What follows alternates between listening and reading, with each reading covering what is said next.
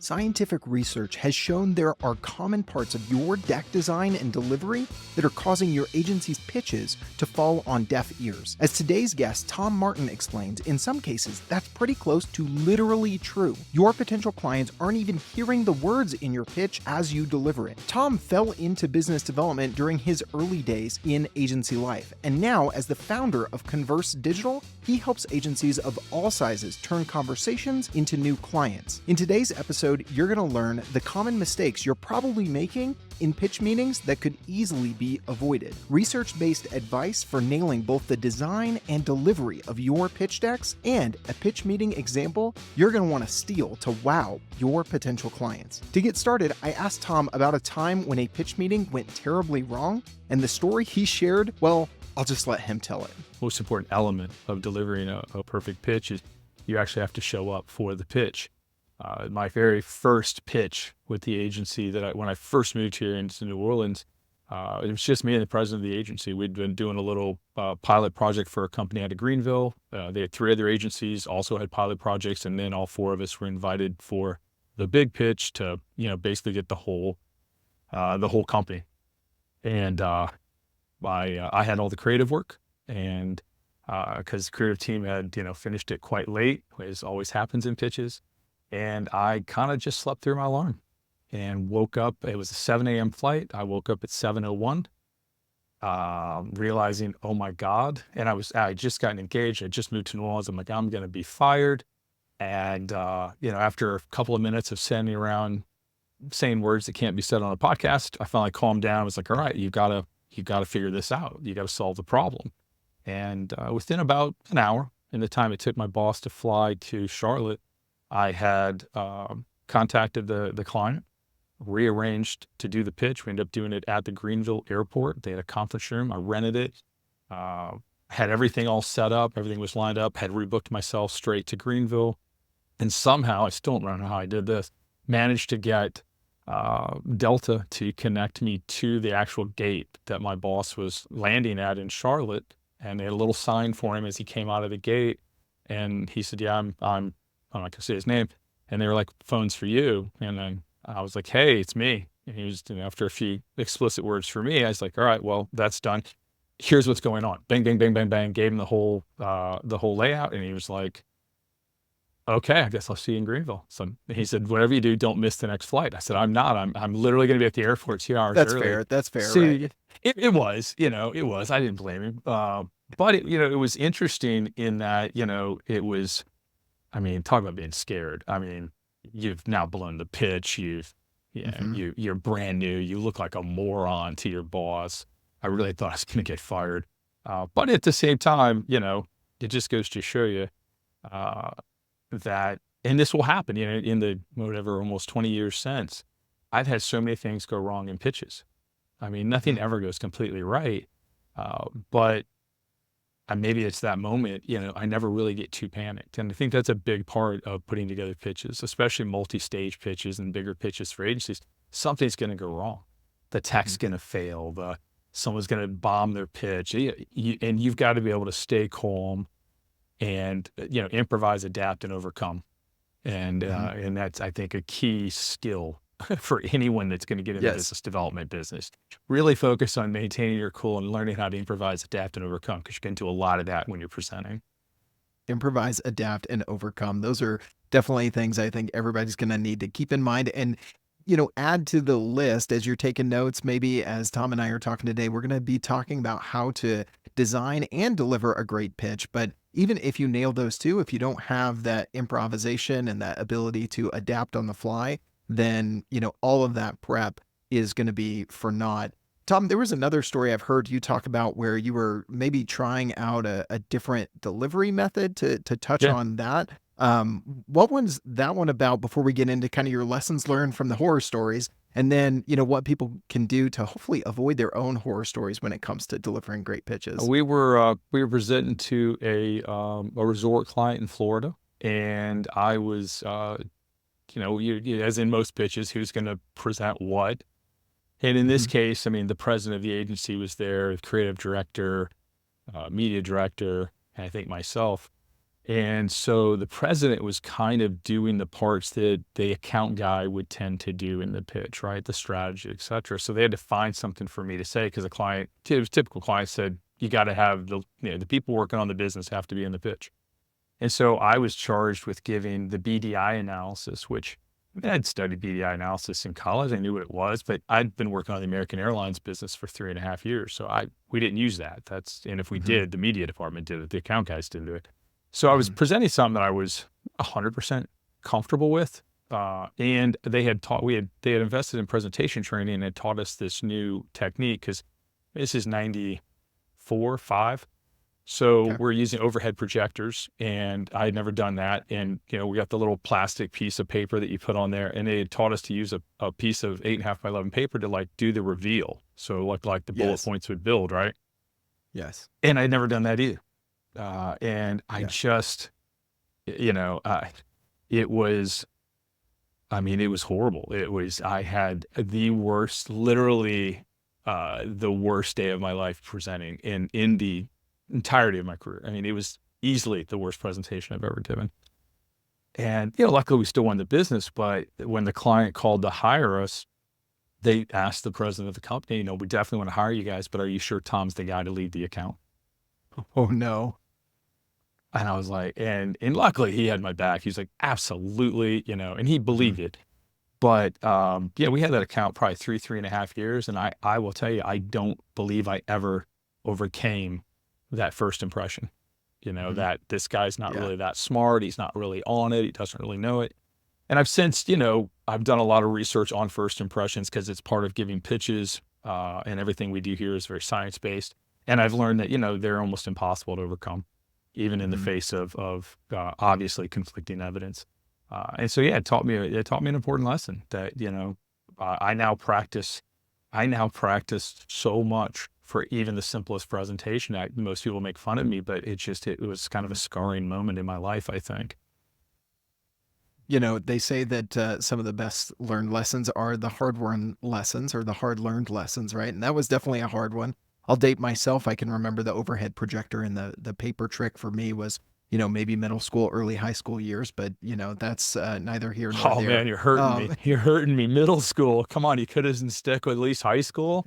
No, it's got to be 9th grade science, something like that. I always get you're older than you look, sort of thing, which was very frustrating early in my career when I was, handing out business cards and they're like, oh no, the fundraiser for the high schoolers, we've already contributed. I'm like, hold on, I got a real job, sir or ma'am. Anyhow, well, Tom, those stories really, like you said, are somewhat scarring, but lead to the good lessons learned. What have been some of the things that have stuck with you and you've incorporated as, you've said you've prepared more, you've thought more about adapting on the fly. What have been some of the things that have helped you now deliver better pitches and coach many others that really come from some of those stories that you mentioned earlier?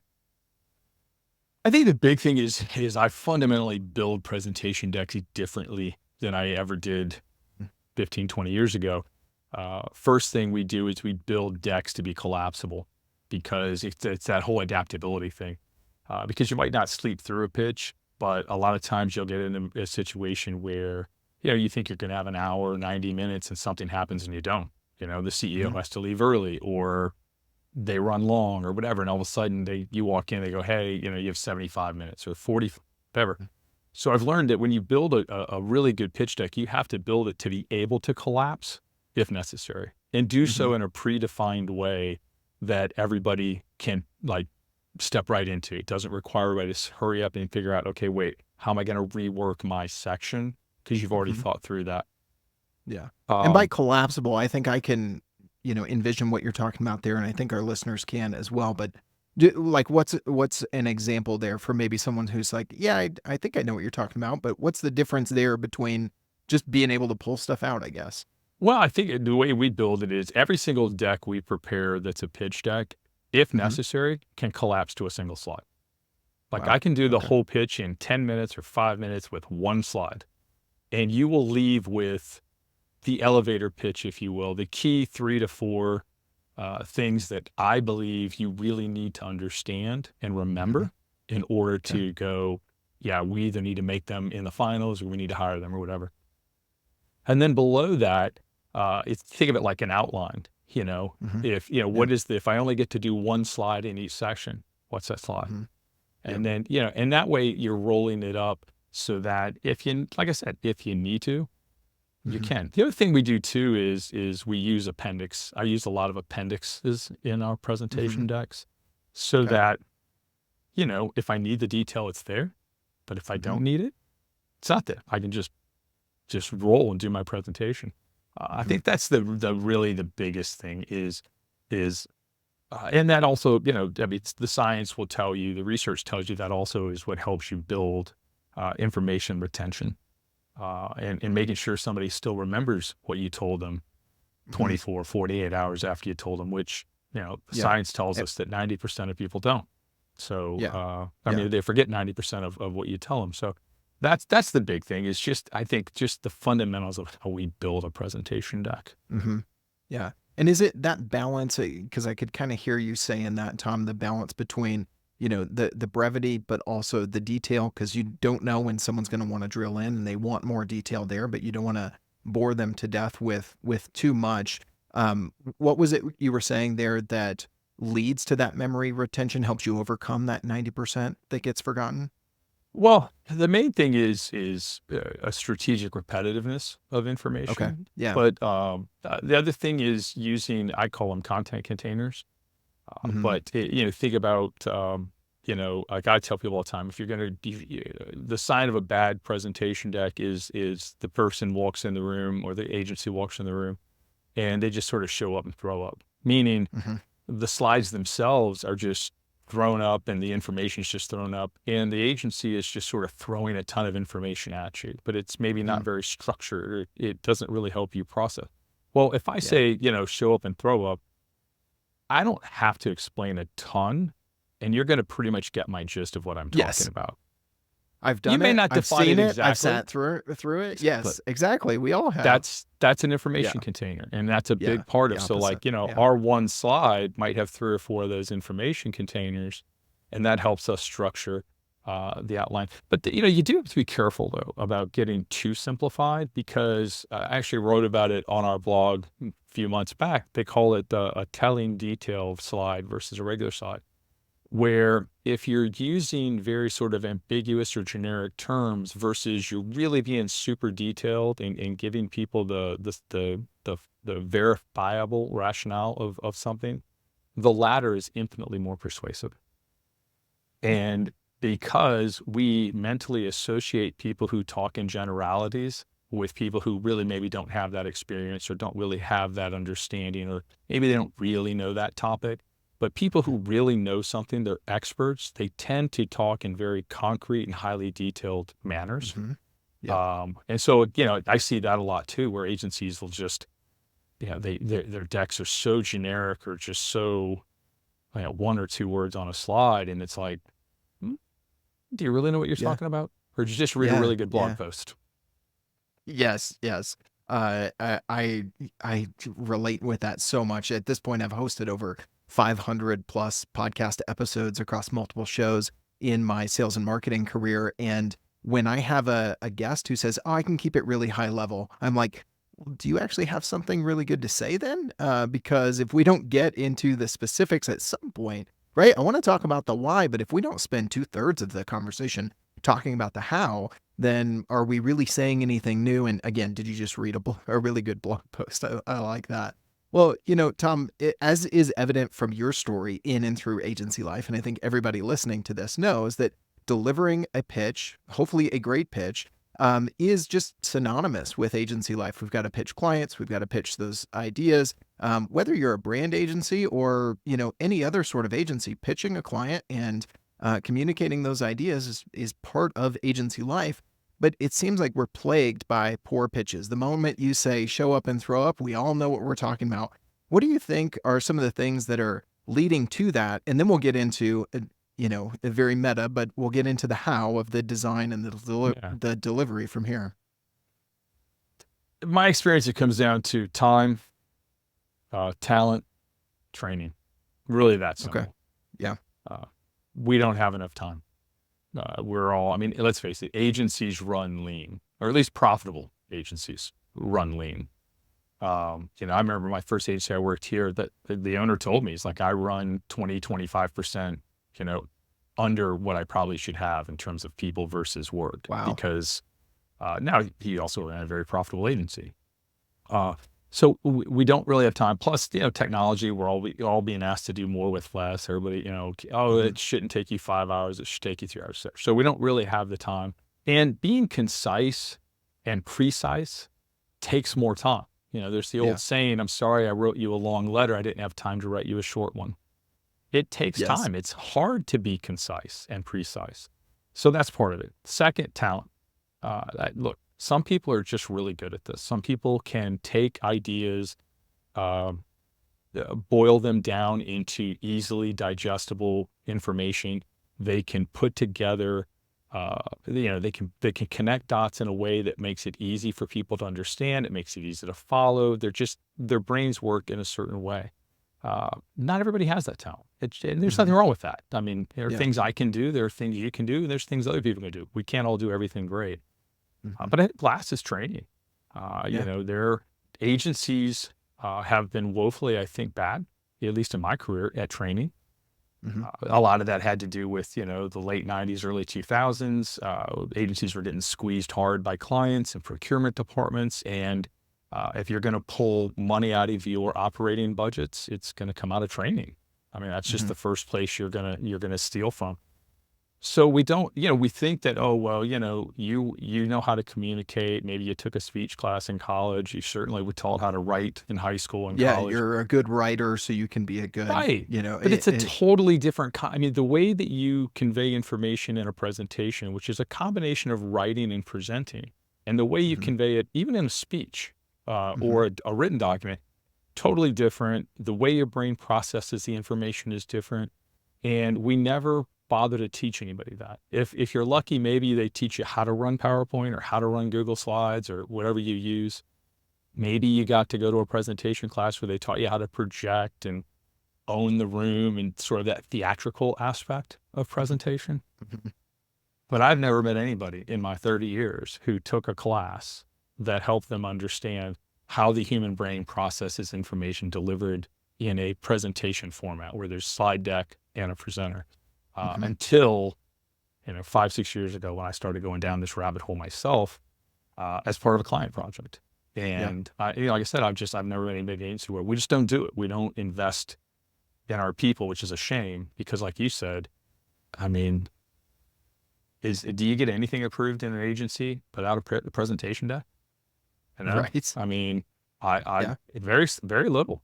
And so if you don't know how to really do that effectively, I think you're leaving a lot of time and efficiency on the table. Yeah, I love those 3 T's. We might not be able to always affect the time that we have, but at least we could try and plan in advance. I can't tell you how many times I've seen people, we block time for the meeting, but we don't block time to prep for the meeting, right? The talent piece might be something that's a little bit beyond our control, but at least we can recognize, how is this different than, like you said, a speech or writing? Oh, they're our best writer, so they can put together a deck. I can tell you, I struggle to put together decks for webinars or for internal strategy approval, that sort of stuff. It's just not my forte. And I think I'm a pretty darn good writer. I've hosted podcast episodes, webinars, like in a conversational format like this, can hold my own, very well. But I can tell you that I've felt that very real struggle of, wait, I'm trying to do something a little bit different here. It requires a different muscle, I guess I should say, is like, I'm going to the gym for a different muscle group today. And so with that, I think we can dive into, the 2 aspects of a good and a bad pitch. You've really got the design of the deck and the delivery. And we're going to, hopefully we can't solve all the world's problems in the next 20, 30 minutes or so, but we can solve some of that education and training gap that you just talked about there, Tom. So with that, let's dive in. I noticed you guys have on your website these fatal flaws that you're consistently seeing in agency pitch decks. What are some of those? And then by pointing those out, we can, kind of highlight some of the things that you want to do instead of the things on the don't list, right? Yeah. I think the biggest flaw you see is just a lack of a presentation plan or goal. And you know, we we inadvertently think that the goal of a presentation is to transfer information from my head to your head. Hmm. It's not. They have those kind of presentations. They're called briefings. We don't do a lot of briefings in the agency business. Our goal is to change your mind or make you believe something or support an idea. That is a different goal. That is a different kind of presentation. It requires a different approach.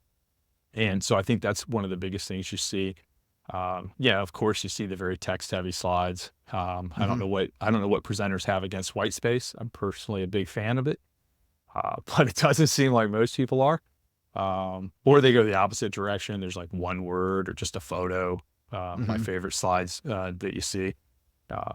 We also don't use animations anymore. We don't use movement, and movement's very, very important as a tool to hold and direct an audience's attention, to tell a story in the sequence that you want it told, versus just throwing everything up on a slide and letting the client read it and tell the story in whatever form, in whatever sequence they want to do it. And I blame the late 90s for that when PowerPoint first came out. Everybody thought they were George Lucas and they were going to make the best PowerPoint ever. And it's just everything dinged and moved and made noise when it entered. And so, it kind of swung back the other direction. And by the early 2000s, if you had any animation in you were an amateur, right? You didn't know what you were doing. Yeah. And that's kind of where we are today. A slide just comes up. Yep.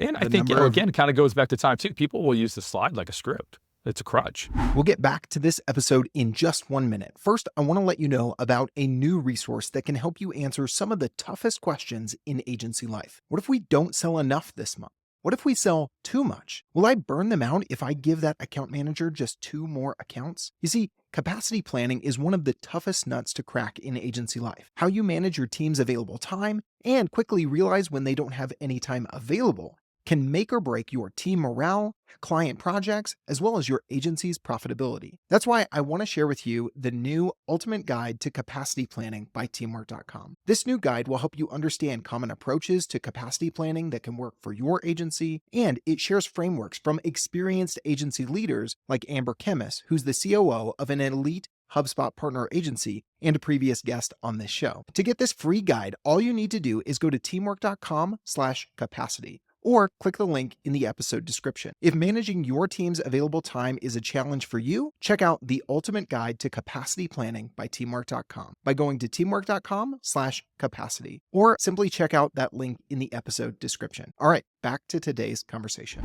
Oh yeah. And they'll sit there I and was just going read to the say the stupid number bullet of point. times I've seen the slide and what the person is saying, and I'm like, there's no difference. Why do we have both?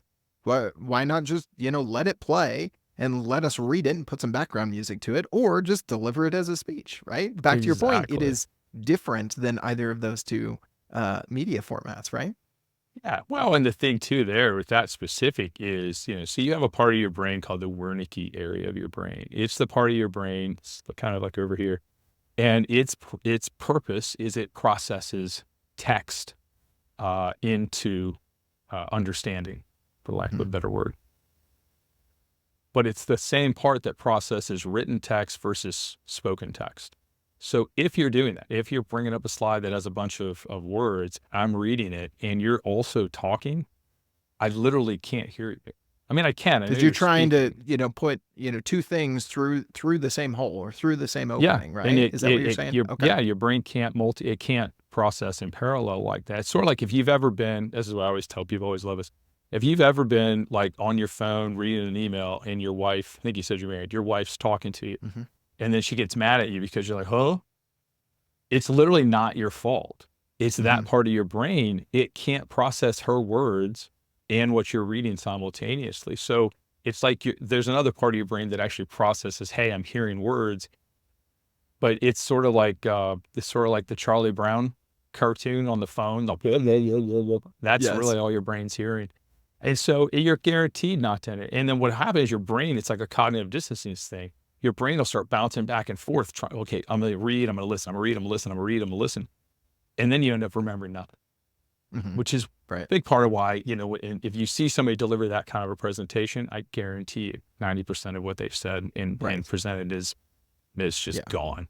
Because it's Right falling now. flat on two layers, right? It's not creating an emotional response. Like you said, the point of the pitch isn't to transfer information, it's to change minds. It's a more of a transfer of emotion than it is information. So you're definitely not doing that. And number two, you're not even transferring the information because, as you Wow. said, the scientific reasons, which I didn't even know, but makes a ton of sense. And I've been there with my wife or my kids talking to me and reading, See, and you're exactly welcome. what you were just saying there. You So can tell her, I've got an you can tell excuse. her, Yeah, it's not me, it's it's my brain. science. It's It's my science. brain.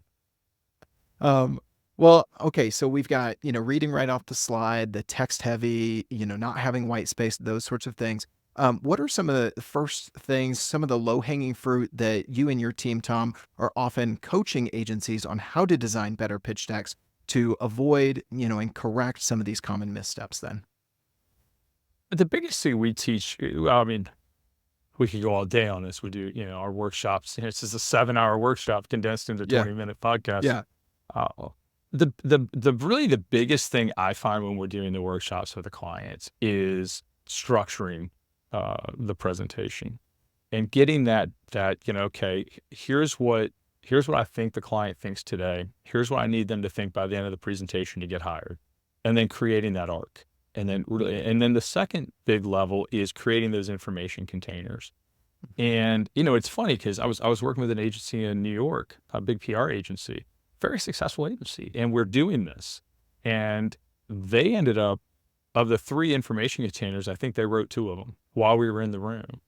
And it just took the prodding, it just took the pushing, and they were great. And because what you do is it's like, okay, now I know here's my core pitch, my one slide, and now how do I fill this up? How do I fill each of these buckets up? Which Mhm. actually makes creating the presentation infinitely easier because it's Yeah. like a template almost, right? Now you've got a Mhm. structure, and it forces you to confine your thinking so you don't go off in tangents and so forth. Mhm. But Yeah. that's, I think, the from a design standpoint, that also just, you've probably seen it. You'll have a chart, and on slide 3, blue is good and red is bad, and by slide 10, you got another Yes. chart, and red is good and blue is bad. Mhm. The And your brain's like, inconsistency there wait, in the hold on, like, visualizations. Mhm. right. And so and it's because the third slide was created 3 pitches ago by a different Mhm. AE or a different Yes. counselor. And this was just, we don't think about, but those little hurdles uh, increase the cognitive load on your brain and make Mhm. it harder to process the information. And if you think your brain's like a pie chart, there's 100% available, Mhm. more or less. Uh, how much of that percent are you going to use to process the information? How much are you going to use to retain the information? The more you make them use the processing power, the less power they have to remain to push that into long-term Mhm. memory. So that's the goal, is you really want to lower that cognitive workload so that, they're not using very much brain power to process what you're saying. Mhm. It making sense, it's connecting, it's really easy. That leaves so much more brain power to push it into long-term memory, which, especially in a pitch, is necessary because, I've had the good fortune of sitting in those meetings with clients after pitches Mhm. Yeah. where it wasn't my agency pitching. I was just there as a consultant, a consigliere, if you will. And I mean, you've just heard 5 agencies in 2 days or Yeah. maybe 1 day. And to try to remember who said what, I mean, Mhm. and it show. I mean, there's a reason everybody always wants to go first or last, right? Nobody ever wants to be 2, 3, 2, 3, or 4, Yes. because they really don't. They don't remember what the agencies say. They don't remember it as an individualistic, Mhm. and that's just death in a Yeah. pitch. Yeah. I think we lose sight of that. I'll never forget early in my career, much beyond middle school and high school. We'll get out of those years we were talking about earlier, but I remember early in my career, I was at the sales training, and, everybody stood up and gave a little bit more than their elevator pitch, but maybe, 2 minutes on their company and this and that. And the number of times everybody said, we really care about our clients. We go above and beyond, and just all the typical cliche things that you think you're sounding different, and maybe you really do believe those. And I think everybody who's pitched on behalf of their agency, most of the time, they really do believe it. They're passionate about it, but that doesn't mean that it's memorable. And so we've got to, as you said, reduce the cognitive load for them to receive the information so that they can spend more time processing it. And so some of the tips so far for anybody who's taken notes, more white space. You don't want to have those text heavy slides, but you also want to have a mixture. I like what you called out earlier, Tom, the telling detail slide versus the regular slide. You've got to mix that up.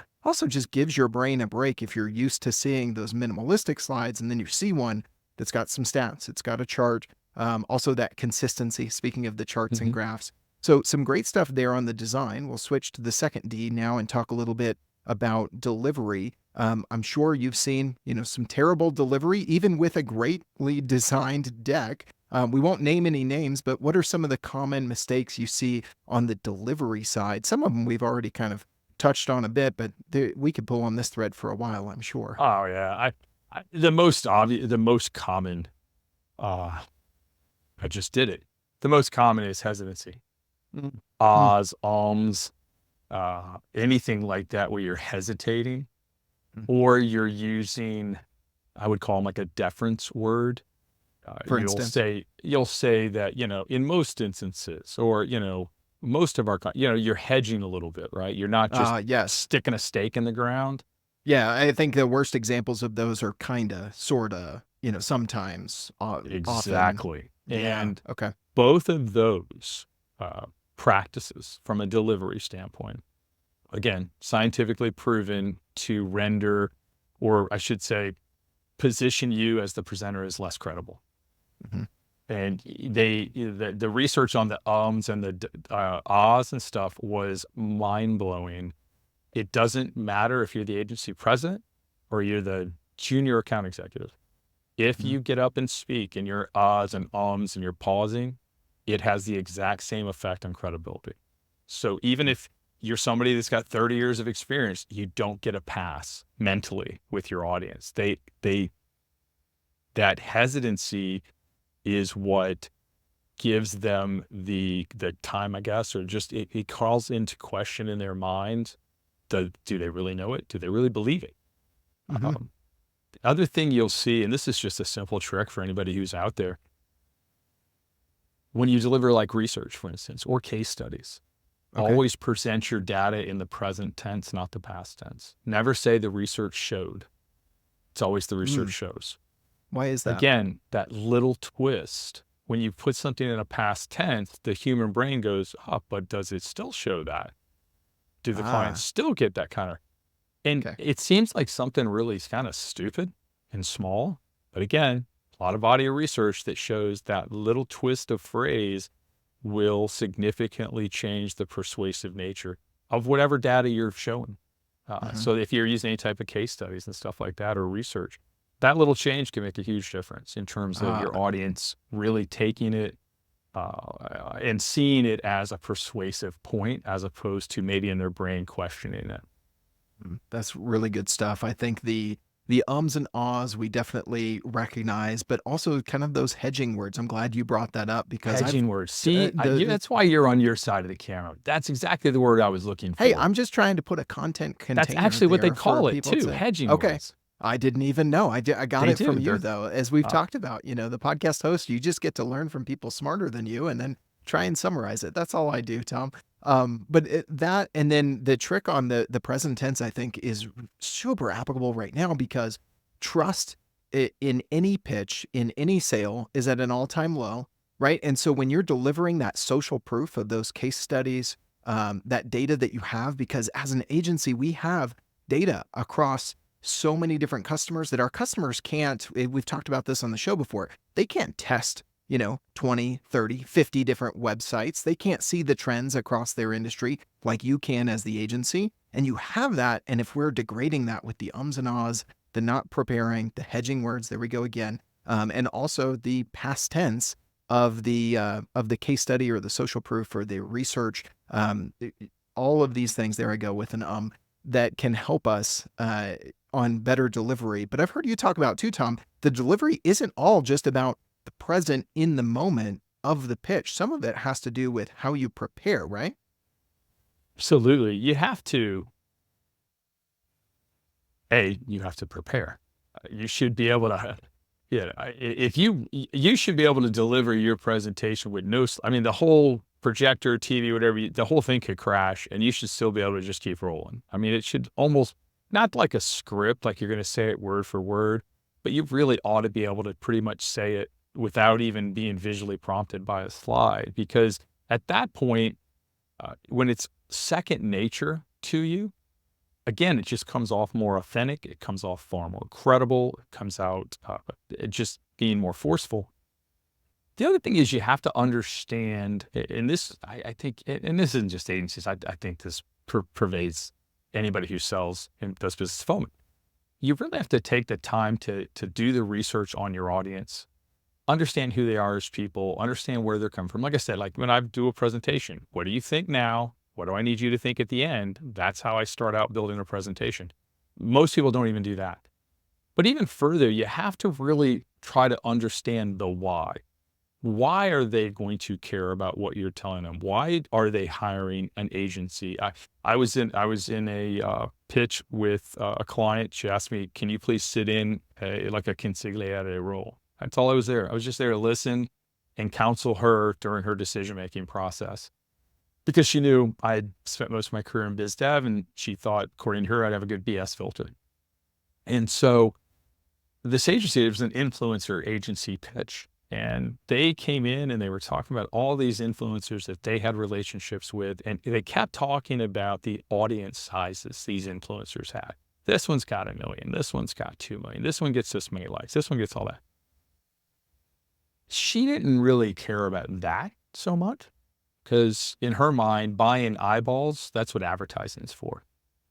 Even if this was cheaper eyeballs, in her mind, that's an advertising metric. She was truly looking for an influence metric. She wanted to understand, why is influencer A, why do you believe they're going to convince people to buy my product? Why are their followers going to buy? Or why do you even think they can convince anybody to buy a product? This agency never showed examples of how the influencer had driven sales of products. And certainly didn't talk about how they had driven sales of this client's particular category product. And so they didn't get the business.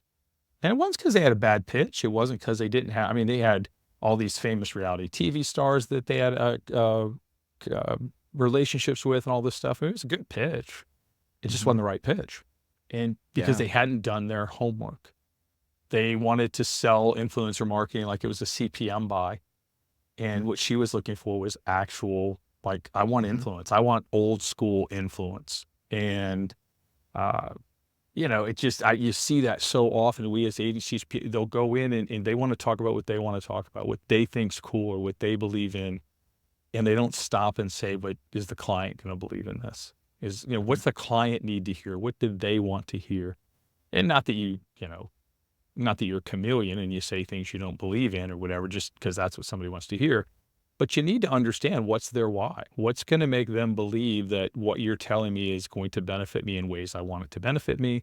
Because at the end of the day, look, we're all selfish. I want to make the best decision for my brand, but I also want to make the best decision for my career. I don't want to be the person who hired the agency that we fired a year later. Yes. I'm so glad you said that, Tom. People talk about how B2C buying is emotional, and maybe that's true for the sneaker collector or the car guy or gal or whatever, but you just hit the nail on the head. B2B buying is much more emotional, especially from a fear aspect of, I don't want to be the person who hired this agency that we're stuck with for a year or longer, and then we end up firing and everybody's looking at me. It could, cost me a promotion. It could cost me the trajectory of my career. And so to your point, you don't want to just be a chameleon and just say what everybody wants to, hear. That those are kind of some bad stereotypes of both agencies and sales in general. But you've got to think about, if they are asking after each slide, after each presentation, so what? So what? What are they thinking about and what are they looking for in those so what questions? If you can pair that with your expertise of not just telling them what they want to hear, but hey, here's what we've seen from these last 25 clients and what's worked and those sorts of things. You've got to be able to merge those two. Speaking of, coming at it from different angles, the other thing I wanted to ask you, Tom, you've been in a lot of different roles. And as you've mentioned, oftentimes pitching can be a group activity. I'm curious if you've seen any creative ways where agencies, have involved more people in the pitch meeting, or maybe not even more, but just gotten creative in the way that they're delivering and bringing in, the different voices, the different perspective to answer those questions and ultimately give the client, get them, as you say, from what they think today to what you want them to think at the end of the meeting. Oh, I'll speak from my own experience. A couple of Mm, things that I did in different pitches when I was running pitches. We had one where, and we did this on more than one occasion, we would script the agency tour, because that always was, you're going to come to our place, we're going to do our credentials. Inevitably, we're going to walk you around the office because, us agencies, we have cool offices. So, and that's why we get hired. It's because we have cool yeah, offices. yeah. And what we would do is actually script it, and we would have people that we were pretty sure were going to work on that piece of business if we wanted, and we would have them doing something that was tangentially relevant. They would be working on a similar type of marketing material that would be maybe not in the same, obviously, category, but analogous. So if there's a retail client, we might have them working on retail ad, but in a different category kind of thing. And we would stage people doing things so that as we were doing the tour, we were already pitching. We were already talking about, how we use cutting edge technology to speed up our response capability for retail ads or something like that. Or we used, certain, I remember we were one of the first agencies here in, I think, all of Louisiana that had MRI data when I was working for an agency here. And that was very unusual for us to have access to MRI data. And so we would make a big deal about it. We would have somebody doing, every tour, somebody was doing MRI runs. Yeah. Somebody was in there doing MRI runs. And some of the bigger clients were like, oh, you have MRI. Some of the smaller clients didn't even know what MRI was, but it allowed us to talk about it in a way that we were effectively pitching, but it wasn't in some presentation deck, right? It wasn't part of the media person's pitch. Yeah. So that And worked to your real. point earlier, may have been a little bit stickier, right?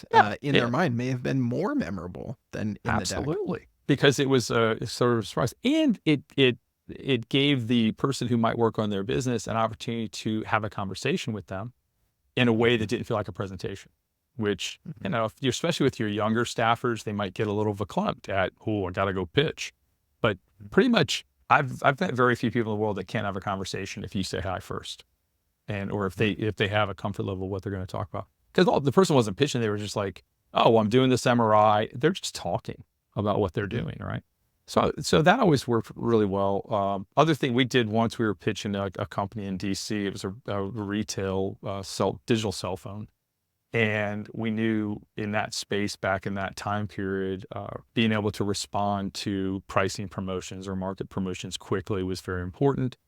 And so as we opened the pitch, we gave them a fake. We said, "Hey, your competitor just launched a pricing promo. Do you want to respond?" They're like, "What are you talking about?" It's like, play along. Would you want to respond? Yeah. What would you want to do? And so they say it, I repeat it back to confirm I've heard it correctly. They're like, yes. And then I said, all right, y'all get that? And they all of a sudden hear from my cell phone, our team in New Orleans go, yeah, we got it. And I was like, all right, bye. And I hung up. And then the client's like, well, what the hell was that all about?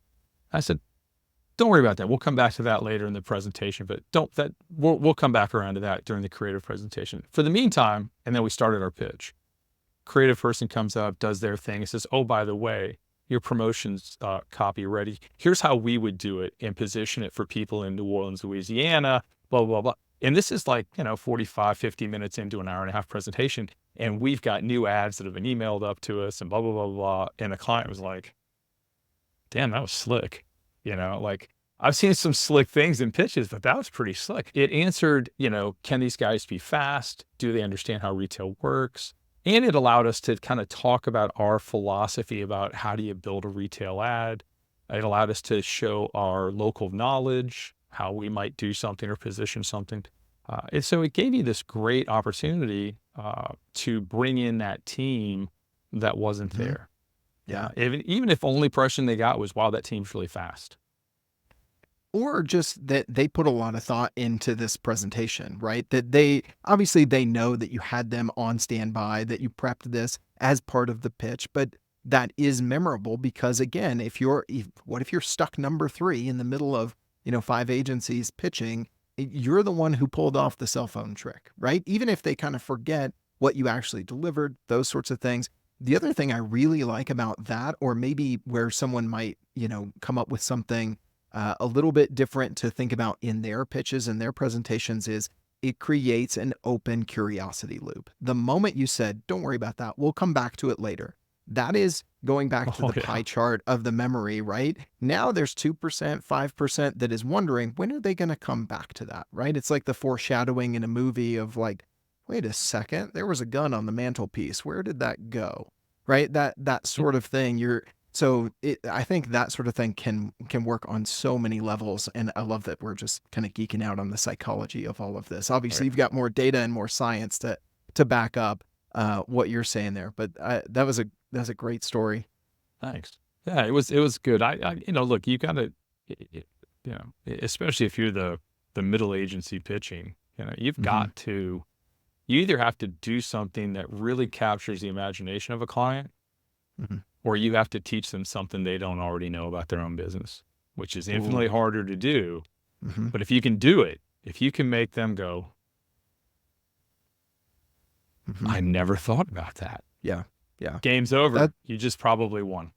Absolutely. That is worth hitting the back button a couple of times. If you're still with us, dozens and dozens of minutes into this episode, hit that back button and just write down those 2 things that Tom just dropped, because those are 2 things that can definitely increase your odds of winning that pitch. Even if your design wasn't great, if you didn't have enough time to prepare, if you can accomplish one of those 2 things that Tom mentioned, it's going to be a successful pitch in my mind. All right, Tom, we've talked about, design, delivery, good bit of brain science even. We've talked about hedging words, and some other catchphrases that I think will stick in people's minds. If everybody's listening to this and they're like, whew, I got some work to do. I need to go evaluate some of our decks. I need to invest in some training in our team.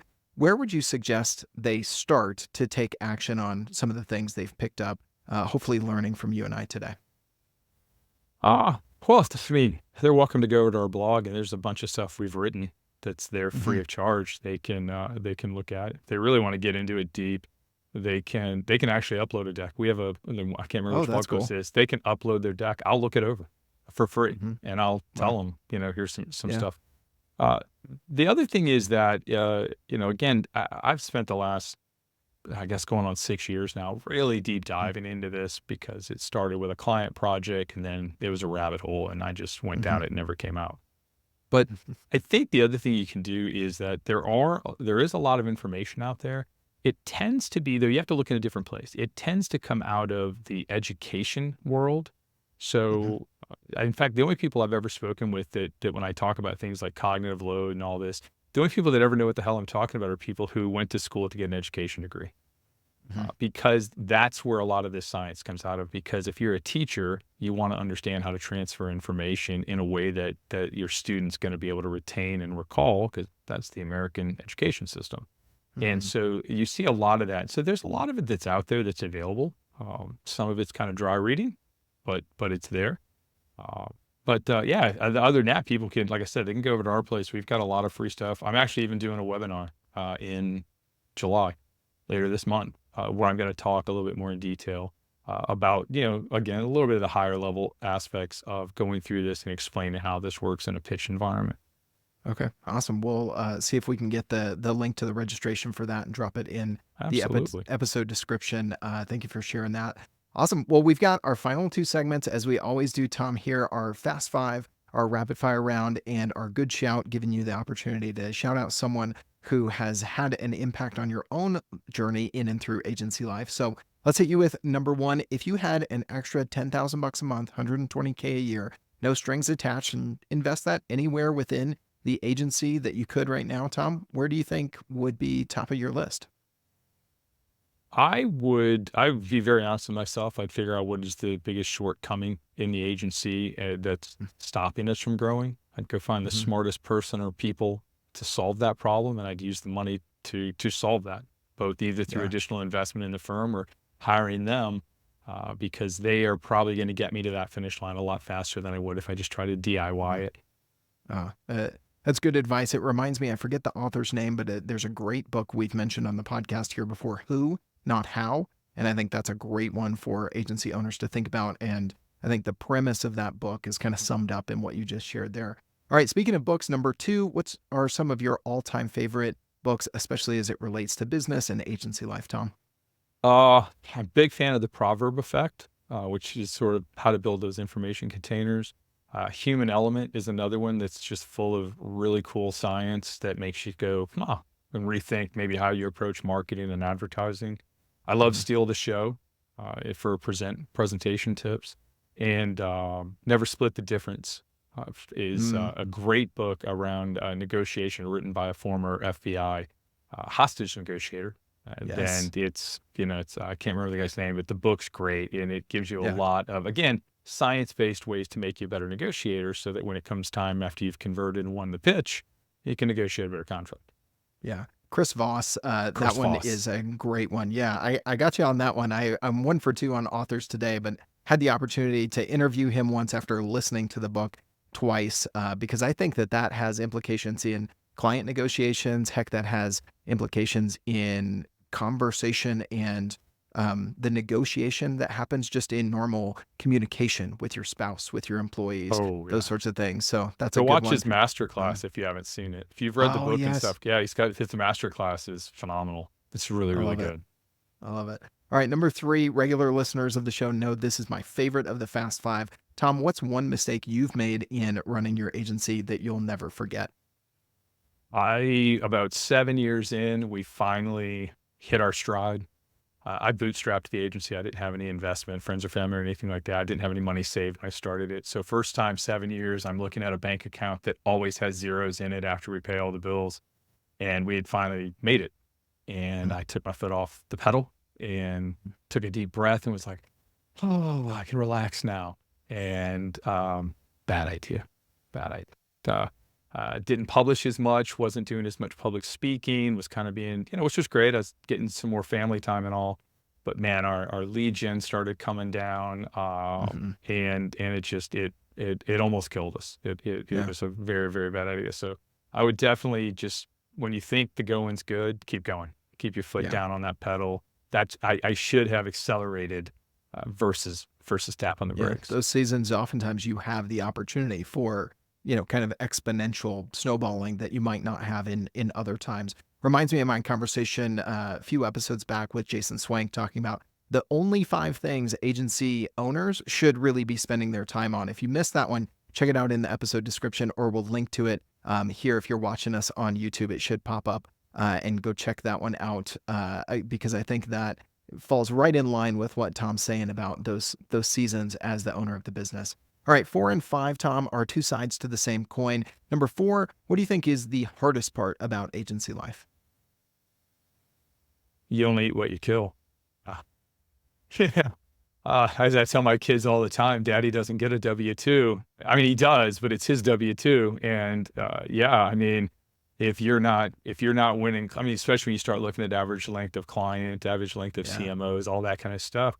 If you're not constantly filling the top of that funnel, constantly bringing new, clients into the forefront, you're a couple of phone calls away from a really bad day and maybe a bad year. And so I think it's hard. It keeps it's pressure. It's a lot of pressure. But that's, it's just the name of the game. It's how the game's played.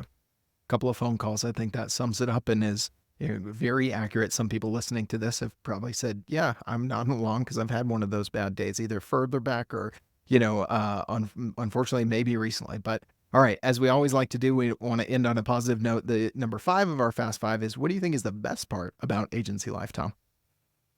I think the best part is it's, best idea wins. You don't have to, this is an industry that isn't based on collegiate pedigree or, coming from a famous family name or anything like that. I mean, I'm just a middle-class kid. My dad was a carpenter from a small town in Ohio. And, I've been able to make a pretty good life for myself. And that's what you see is people who have good ideas, who will stay open and curious and creative, and then who will work their tails off. This is a great industry. You can really be successful in this industry, even if you didn't get to go to an Ivy League school or get an MBA or any of that kind of stuff. And I just think that's super cool. It's, I think, what drew me to the industry when I first got in it, and it's what's kept me in the industry my whole career. Very cool. I love that drawing from your own story. We've had a number of good story moments throughout this conversation. Seems like you know how to present or something like that, Tom. Might have All done right. it once or twice in my Yeah, life. once or twice. That practice comes in handy that we were talking about earlier in the conversation. All right. Who is someone or a few folks that you want to give a shout out to, Tom, that's impacted really your journey in agency life? That's easy. There were two ladies, Peggy Burt and Anita Wheeler. They were my account executive, account supervisor at my first job at Tyrone McLean on the American Airlines business. And they literally saved my career. I was about 90 days in, and they sat me down right before Labor Day. Everybody was going home for the weekend, including me. And they said, we have good news and bad news for you. The good news is you're brilliant. You're so smart. You pick up on things so quickly. We're blown away. Bad news is your interpersonal relationship building skills suck. And if you don't figure out the second thing, I don't care how good the first thing is, you'll get promoted here and there, but you'll never truly succeed in this business because it's a people business. And if you can't, especially as an account person, if you can't get people to work with you and want to work with you and build good relationships with your coworkers and your clients and so forth, you're never going to be able to be successful. And I was like, okay. Hard pill to swallow, I'm sure.